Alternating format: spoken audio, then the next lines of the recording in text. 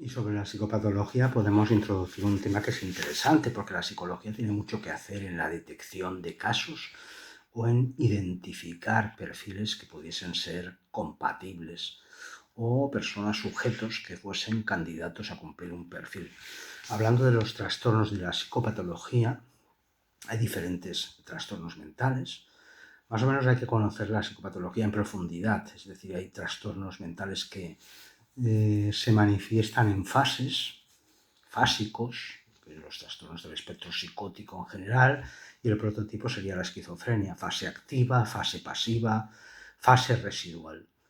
Fase activa con síntomas positivos, la presencia de alucinaciones, delirios, ideas delirantes y un trastorno del pensamiento que manifiesta también esos delirios. Síntomas positivos, como decía, síntomas que no se espera que se den, pero se dan en la fase activa.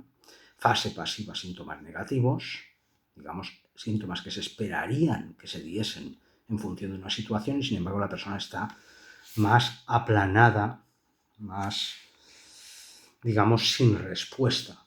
No se debe a una depresión, sino que es una fase pasiva, como decía, del trastorno psicótico, en especial y en concreto la esquizofrenia, como un trastorno prototípico. El esquizofreniforme sería la versión más leve en temporalidad, sin tanta repercusión en el rendimiento, pero sí que es verdad que en la psicosis, en la esquizofrenia, se dan esas fases. Por lo tanto, decimos que la manifestación de la psicopatología es distinta en función del cuadro.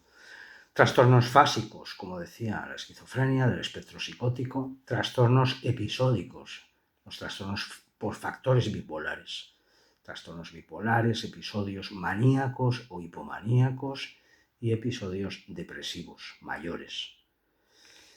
Entre episodios suele darse un periodo de tiempo que la evolución del cuadro, ese periodo de tiempo interepisódico, parece ser que se reduce y puede haber cambios bruscos.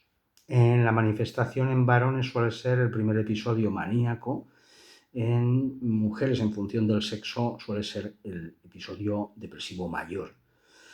Podría haber consideraciones jurídicas en cuanto a riesgos posparto, episodios depresivos mayores posparto, porque ha habido algún caso de infanticidio en según qué episodios, bipolares, episodio maníaco, episodio hipomaníaco. Hay un riesgo, por supuesto.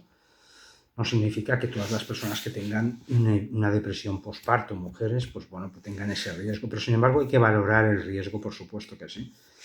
Y está presente. Como decía, trastornos fásicos del espectro psicótico, trastornos episódicos bipolares, trastornos con una cronicidad mayor, algún del espectro depresivo, la distimia, unos síntomas de hipotimia y de baja energía, con afectación en el sueño, en la alimentación, etc. Y en las relaciones con una anedonia que dura más de 2 años, la depresión mayor, por supuesto, más intensos esos síntomas, responden mejor a los psicofármacos. Y digamos que hay toda una serie de psicopatologías que se expresan en función del cuadro clínico. Los trastornos, que es el objeto de este vídeo, en las parafilias, que son trastornos de la inclinación sexual, creo que es importante hablar de esto, puesto que tienen consideraciones jurídicas importantes.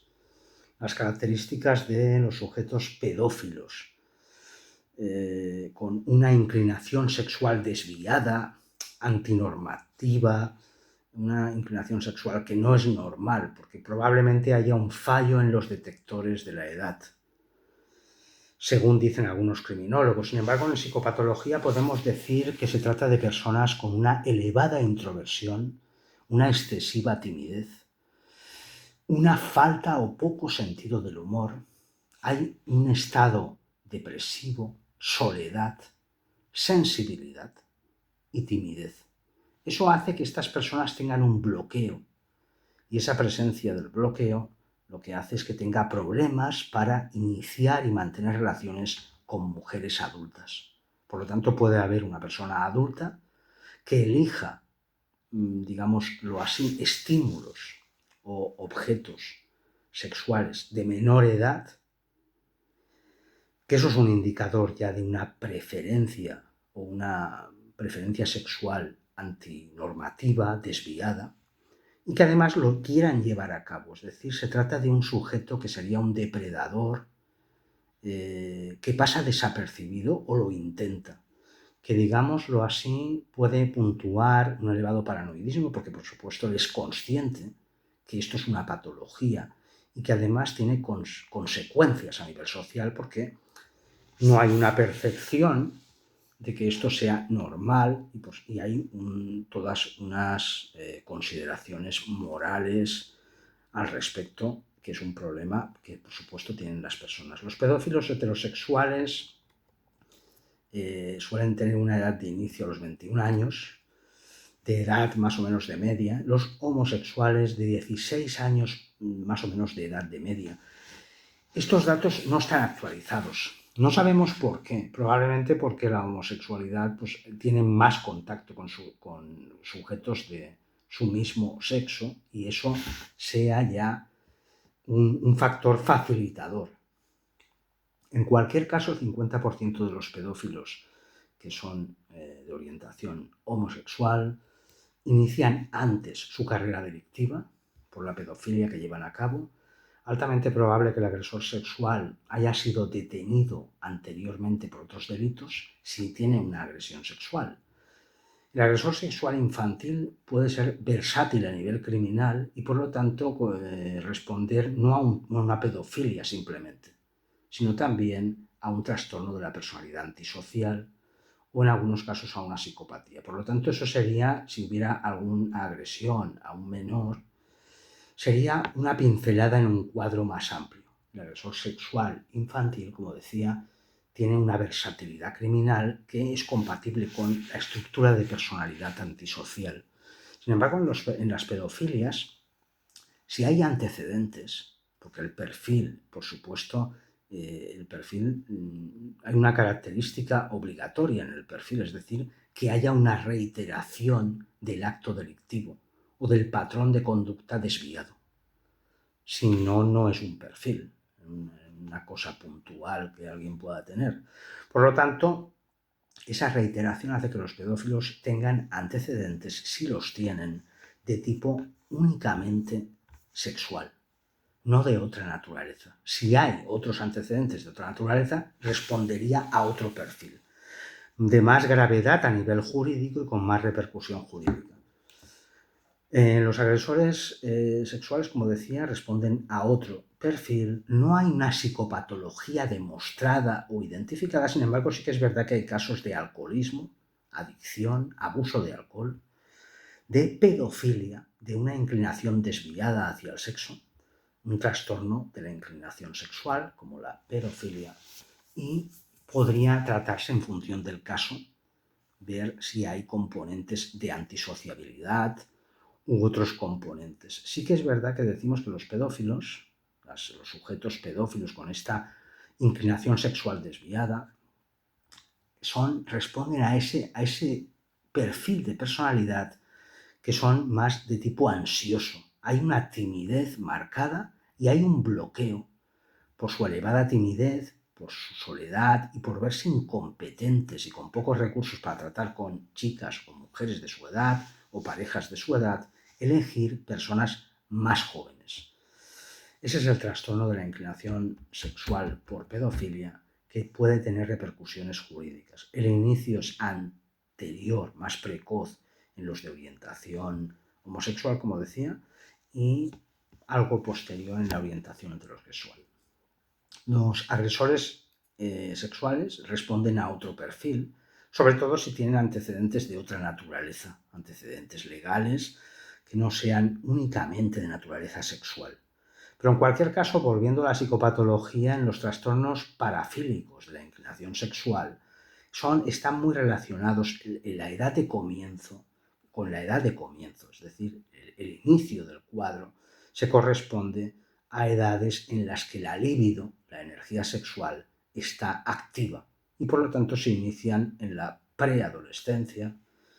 En algunos casos, el inicio precoz es de más gravedad. Hay que descartar que haya otros delitos porque entonces hablamos de otro perfil de más gravedad, una personalidad más problemática, más antisocial, por decirlo así. Sin embargo, los pedófilos, como decía, solo tienen antecedentes de naturaleza sexual, antecedentes legales por intentos o abusos con personas menores. Hay una diferencia de edad significativa, 5 años mayor, 10 años mayor, incluso diferencias de edad que son significativas y utilizan una serie de estrategias persuasivas y el factor sorpresa, como todo delincuente, que usa el factor sorpresa para poder cometer estas acciones desviadas, estas conductas inmorales. Las características de los agresores sexuales incestuosos, porque esto a veces desafortunadamente suele pasar en las familias.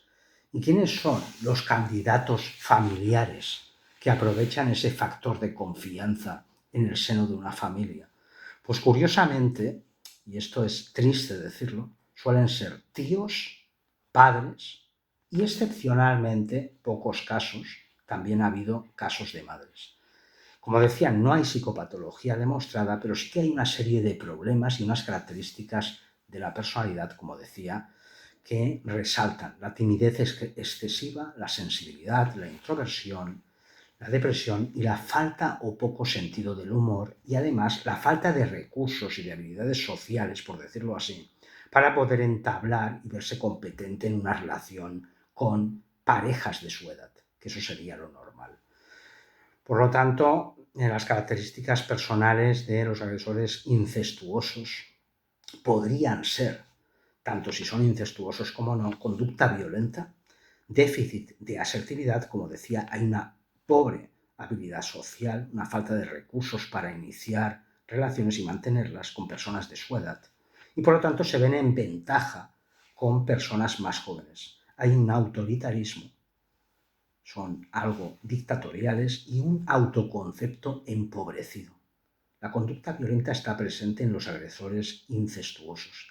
En los pedófilos no resalta la conducta violenta. Las características familiares asociadas, relación marital deteriorada, familia numerosa, aislamiento social, excesiva cohesión familiar, es decir, no son familias que tengan cada uno su habitación con llave, es decir, que hay una invasión de los espacios de intimidad a los hijos, a las hijas, a los menores. Y una comunicación familiar disfuncional y por lo tanto usan todo un tipo de estrategias persuasivas para atrapar a la víctima y recompensarla para que silencie ese acto delictivo inmoral.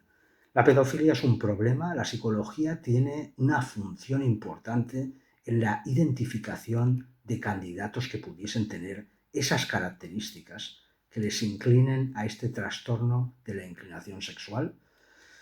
En el caso de la pedofilia, las características, insisto, suelen ser estas: una timidez excesiva, una falta de recursos para entablar relaciones con parejas de su edad.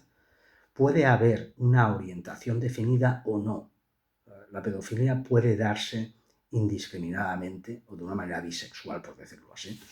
Y es un problema porque se suele dar también en el seno familiar y a veces es un problema o un delito silenciado.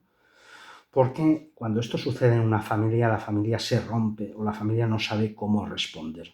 Hay una mezcla de emociones, hay una tendencia a culpabilizar a la víctima porque ha pasado y es feo, y hay un sentimiento de vergüenza que muchas veces impide la denuncia. Sin embargo, como decía, yo creo que la psicología, la psicopatología, la evaluación psicológica, la experiencia y la observación científica puede detectar e identificar estos sujetos que entrañan una peligrosidad porque pueden destrozar a un joven, sobre todo si es menor. Si el abuso se comete antes de los 6 años, por decirlo así, la estructura de la personalidad crece totalmente perturbada y podríamos considerar que el pronóstico sería un desarrollo de una personalidad psicopática, una personalidad malévola, por el odio que hay en esto. Y por lo tanto es importante detectar y avisar de la peligrosidad que existe ya en el seno de la familia.